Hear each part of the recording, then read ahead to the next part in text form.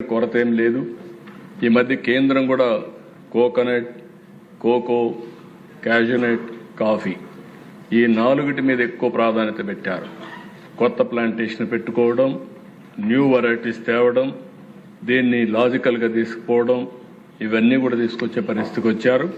దీనిపైన మనం శ్రద్ధ పెడితే మెరుగైన ఫలితాలు వస్తాయి. ఇంకో పక్క మిరప ఇలాంటి వాణిజ్య పంటలు ఎక్కువ వేస్తున్నారు. ఇటీవల కాలంలో కొన్ని ఇబ్బందులు వస్తాయి అధ్యక్ష. 1100 కోట్ల రూపాయలు గిట్టుబాటు ధర లేకపోతే సబ్సిడీ ఇచ్చిన ప్రభుత్వం తెలుగుదేశం ప్రభుత్వం అని చెప్పి కూడా నేను మీకు తెలియజేస్తున్నాను.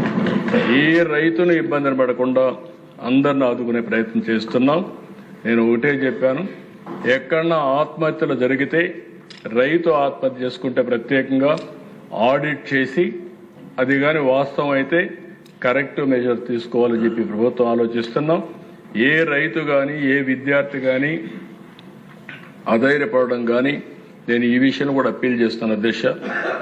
ఒకప్పుడు ఆంధ్రప్రదేశ్లో చాలా తక్కువ ఆత్మహత్యలు ఉండేటివి.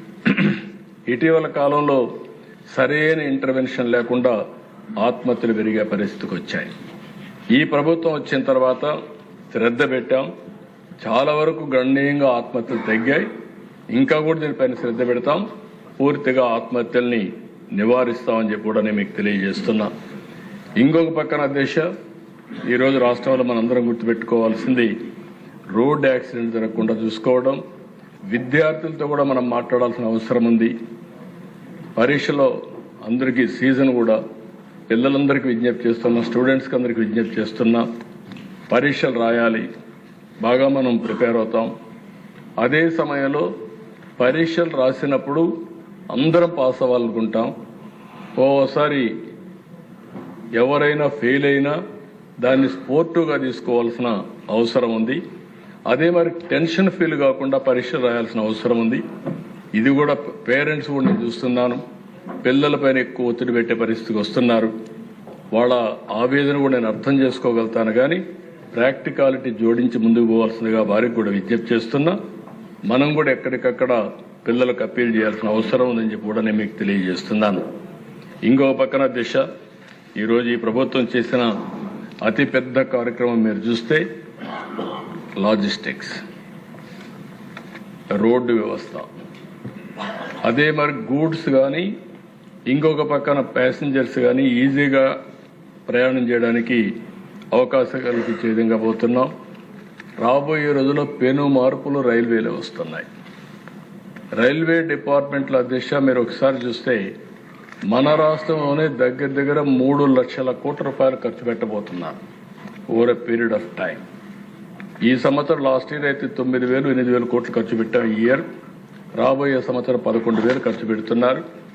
ఇంకొక పక్కన ఇచ్చాపురం నుంచి చెన్నై వరకు ఇప్పుడుండే రైల్వే లైన్ 2 లేన్ని 4 లేన్ చేస్తున్నారు. ఇప్పటికే కొన్ని దిక్కల 3 లేన్ వచ్చింది, కొన్ని దిక్కల 4th లేన్ కూడా ప్రారంభిస్తున్నాం.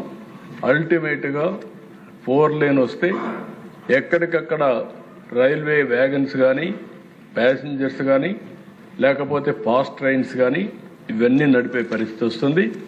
2 ఏళ్లలో ఆంధ్రప్రదేశ్లో కోస్టల్ కారిడార్ అంతా కూడా డబుల్ గేజ్ వస్తుంది. డబుల్ గేజ్ అంటే 4 లేన్స్ వస్తాయి. అంటే మొత్తం కలిపి 2 ఏళ్లలో పూర్తవుతుందని చెప్పి కూడా నేను మీకు తెలియజేస్తున్నా.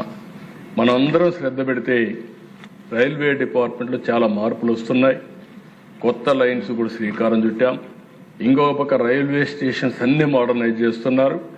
ఇంకొక పక్కన 770 ఆర్ఓబీలు కానీ ఆర్యూబీలు కానీ ఎక్కడ లెవెల్ క్రాసింగ్ లేకుండా దీన్ని పూర్తి చేసే బాధ్యత తీసుకుంటున్నాం.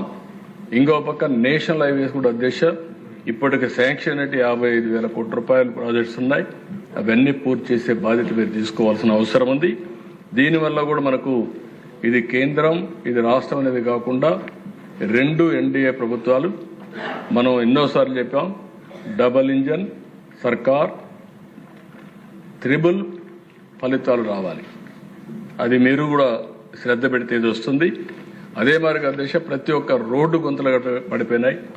ఈరోజు మొత్తం గుంతలన్నీ కూడా పూడ్చే బాధ్యత తీసుకున్నాం. పార్ట్ హోల్ ఫ్రీ రోడ్స్ ఇప్పటికే చాలా వరకు ఎస్టాబ్లిష్ చేశాం. తొందరలోనే ఇక్కడే R&B మినిస్టర్ గారు ఉన్నారు, ఆయన బాధ్యత తీసుకుంటాడు ఆర్ఎన్బి రోడ్స్ వరకు. అదే మరి డిప్యూటీ సీఎం గారు కూడా శ్రద్ధ పెట్టి దగ్గర ఒక 4,000 కోట్ల రూపాయలు పంచాయతీరాజ్ రోడ్లపైన ఖర్చు పెడుతున్నారు. దీనివల్ల మెరుగైన రోడ్డు వ్యవస్థ వస్తుంది. ఇకపోతే పోర్ట్లు కానీ ఎయిర్పోర్ట్లు కానీ దగ్గర మీరు ఒకసారి ఆలోచిస్తే ఒక 20 ఎయిర్పోర్ట్లు వస్తాయి, దగ్గర ఒక 20 పోర్ట్లు వస్తాయి, చిన్నవి పెద్దవి. దీనివల్ల లాజిస్టిక్స్ కేంద్రంగా ఈస్ట్ కోస్ట్ లాజిస్టిక్స్ హబ్గా